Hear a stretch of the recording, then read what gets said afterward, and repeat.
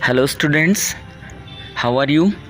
I am Vishal Chaudhary and I hope that you all are good. Student, today we are going to continue our chapter 9 and the name of this chapter is The Night the Bed Fell.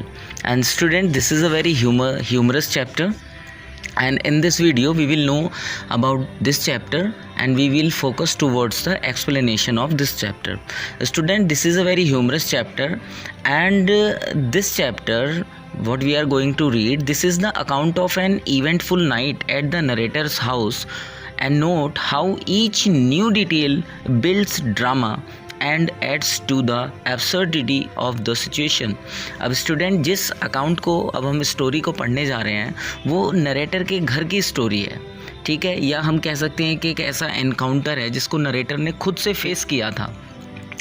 और अब हमें यहाँ पर note करने वाली बात क्या दिखाई देगी कि कैसे जो भी हमारे सामने जब इस चैप्टर में परतें खुलती जाएंगी तो कैसे कैसे ड्रामा क्रिएट होता जाएगा, कैसे कैसे ह्यूमर क्रिएट होता जाएगा और किस तरीके से जो सिचुएशन है उनमें ट्विस्ट आता चला जाएगा.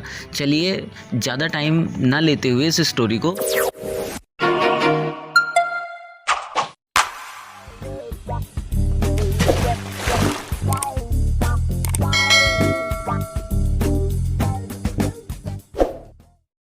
शुरू करते हैं.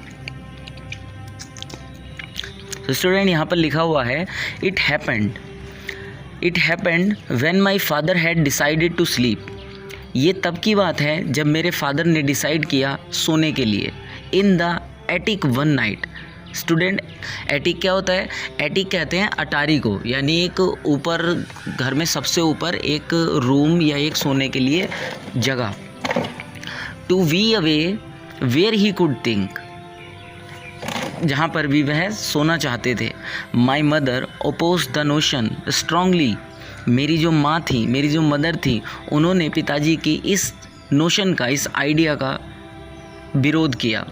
क्योंकि शी सेड, उन्होंने कहा, the old wooden bed up there was unsafe, कि जो ऊपर बेड है, जो ऊपर पलंग है, वो सोने के लिए बिल्कुल अनसेफ है, असुरक्षित है. इट वॉज वॉबली, वह हिलता डुलता है, मीन्स उसके जो पाए हैं या वो आपस में जुड़ा हुआ है वो लड़खड़ाता है. एंड द हैवी हेडबोर्ड, और जो उसका सिराना है वो काफ़ी भारी है. Would crash down on fathers head, वो फादर के सर पर भी गिर सकता है. एंड किल हिम, और उनको मार सकता है या उनकी जान ले सकता है. But there was no dissuading him, लेकिन फादर को कोई नहीं मना सका, उन्होंने किसी की बात नहीं मानी. हाउएवर, अब जैसा कि होना ही था, and at a quarter past, और लगभग 10:15 पर, 10:15 बजे, ही close the attic door behind him, वह ऊपर गए और उन्होंने अटारी का, एटिक का दरवाज़ा अंदर जाने के बाद बंद कर लिया. And went up the narrow twisting stair, वह गए छोटी तंग सीढ़ियों से होते हुए. We later heard ominous creaking as he crawled into bed. उसके बाद हमें सुनाई दी एक बहुत ही क्रीक की आवाज़. क्रीक की आवाज़ क्या होती है स्टूडेंट? जब हम कोई दरवाज़ा खोलते हैं या बेड पर बैठते हैं, चारपाई पर बैठते हैं, तो उसके चरमराने की आवाज़ जो होती है वो रेंगती हुई सी हमें सुनाई दी जब हमारे फादर उस पर बैठे होंगे. ग्रैंडफादर, अब बात आती है दादाजी की. Who usually slept in the attic, जो आमतौर पर एटिक या अटारी में ही सोया करते थे. When he was with us, जब वह हमारे साथ होते थे, मीन्स कि अभी दादाजी नहीं हैं, लेकिन जब वो होते थे तो वह भी अटारी में ही सोना पसंद करते थे. And generally he had disappeared some days before, और सामान्यतः वो कुछ दिनों पहले गायब हो चुके हैं.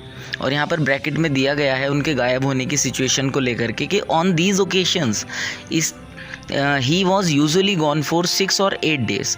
अब ऐसे ओकेशंस आते रहते थे कि आमतौर पर वह 6 से 8 दिन के लिए जनरली गायब हो जाते थे और बाद में वापस आ जाया करते थे. Growling and out of temper, जो गुर्राया करते थे और गुस्से से भरे हुए हुआ करते थे जब वह घर लौट करके आते थे. We had visiting us at this time a nervous. First cousin of mine named Briggs Beale. अभी स्टूडेंट ये इंपॉर्टेंट है, यहाँ पर जो नरेटर हैं उन्होंने बताया है कि उनके जो पहले कज़िन हैं उनका नाम है ब्रिग्स बील। यहाँ पर हम उनको ब्रिग्स कहकर पुकारेंगे। अब उनके बारे में वो क्या कहते हैं कि हु बिलीव्ड, जो उनके कज़िन थे वो बिलीव करते थे that he was likely to cease breathing when he was sleep, कि जब वह सोते हैं या जब वह सो जाते हैं तो जो उनकी सांस है वो बिल्कुल रुक जाएगी, सीज हो जाएगी, स्टॉप हो जाएगी। इट वॉज हिज फीलिंग, ऐसा वो महसूस करते थे that if he were not awakened every hour, यदि वो हर घंटा रात को सोते सोते ना उठें, ड्यूरिंग द नाइट, रात के दौरान, ही माइट डाई ऑफ सफोकेशन, तो दम घुटने से उनकी मौत हो सकती है। He had been accustom to setting an alarm, और उन्होंने एक परंपरा बना ली थी अलार्म को सेट करने की क्लॉक में, to ring at interval until morning, सुबह तक वो एक निश्चित अंतराल पर समय के अलार्म बजता था जिससे उनकी नींद खुल जाती थी। यानी उनका ये मानना था कि अगर मैं रात में सो जाऊंगा तो मेरा दम घुटने से मौत हो जाएगी, इसलिए वो थोड़े थोड़े टाइम के बाद में अलार्म क्लॉक में अलार्म भर लिया करते थे जिससे रात को उनकी आंखें बीच बीच में खुलती रहें और वो जिंदा रहें। हालांकि ऐसा नहीं होता है स्टूडेंट, लेकिन ऐसा जो ब्रिग्स थे, नरेटर के कज़िन थे, उनका मानना था। बट आई प्रेसुएडेड हिम, लेकिन मैंने, मीन्स नरेटर ने उनको प्रेसुएड किया, उनको दबाव दिया, उनको समझाया, टू अबैंडन दिस, इसको बंद करने के लिए। He slept in my room, वह मेरे रूम में सोया। नरेटर कहते हैं कि वह मेरे रूम में मेरे साथ सोया। एंड आई टोल्ड हिम, और मैंने उससे कहा, that I was such a light sleeper, कि मुझे बहुत हल्की नींद आती है। That if anybody quite breathing in the same room with me, यदि कोई मेरे साथ रूम में सोता है तो मुझे उसकी सांसों की आवाज़ें भी सुनाई देती हैं। आई वुड वेक इंस्टेंटली, और मैं बहुत जल्दी से जाग जाता हूँ उस नाइट। और पहली रात जो मेरा कज़िन था उसने टेस्ट किया, उसने मुझको चेक किया कि कहीं मैं झूठ तो नहीं बोल रहा था, which I had suspected he would, और जैसा कि मुझे शक था इस बात का कि वह ऐसा करेगा भी। By holding his breath after my regular breathing had convinced him I was asleep, अपने सांस को रोक करके मैंने अपनी रेगुलर ब्रीथिंग को चालू रखा जिससे उसको ऐसा लगे कि मैं सो चुका हूँ। But in real I was not sleep, लेकिन सच में मैं नहीं सोया था। However and call to him, और मैंने उसको पुकारा। This seemed to allay his fears a little, जब बीच बीच में मैंने उसको पुकारा अपने कज़न को तो उसको जो डर था थोड़ा दूर हुआ। एले मीन्स थोड़ा डर दूर हो जाना। But he took the precautions of putting a glass of spirits of camphor on a little table, लेकिन इन सब के बावजूद भी उसने क्या किया, जो मेरा कज़िन था उसने एक कैंपर क्या होता है स्टूडेंट, कैंपर होता है कपूर, उसने कपूर को और स्पिरिट को एक गिलास में भरकर पास में रखा।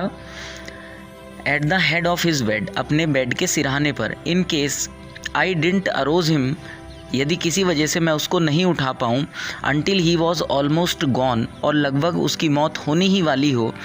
ही सेड, तो उसने कहा, he would sniff the camper a powerful reviver, उसने कहा तो वह कैंपर को सूंघ लेगा, जो एक पावरफुल रिवाइवर है, यानी किसी को भी दोबारा से जीवित कर सकता है, सांस लेने में आसानी कर सकता है। बाय मिडनाइट, आधी रात के वक्त, we were all in bed, हम सभी बेड पर थे।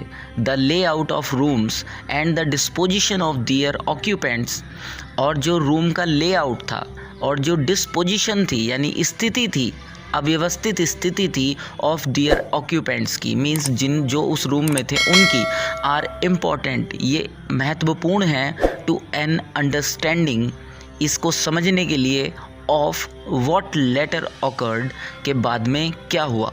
इन द फ्रंट रूम, सामने के रूम में, अप स्टेयर्स से जाते हुए जब हम जाएंगे सीढ़ियों के सीधे ऊपर, just under father's attic bedroom, और जो फादर का एटिक बेडरूम था, अटारी वाला बेडरूम था, ठीक उसके नीचे, were my mother and my brother Herman, उसके नीचे रूम में कौन थे, मेरी माँ और मेरा ब्रदर हरमैन। यहाँ पर उनके ब्रदर का नाम हरमैन है और कजिन का ब्रिग्स है।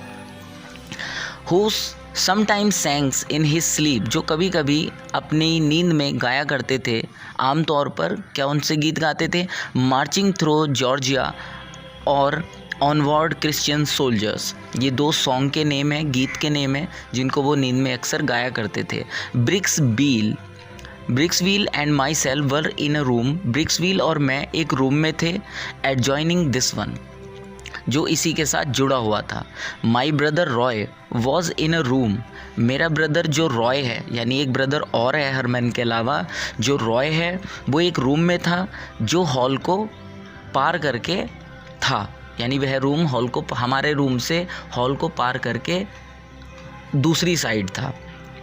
Our bull terrier Rex slept in the hall, और हमारा जो bull terrier means, bull terrier is a kind of dog breed, ये एक कुत्तों की प्रजाति होती है, तो उन्होंने एक डॉगी पाला हुआ था जिसका नाम था Rex, slept in the hall, और जो हॉल में सोया हुआ था।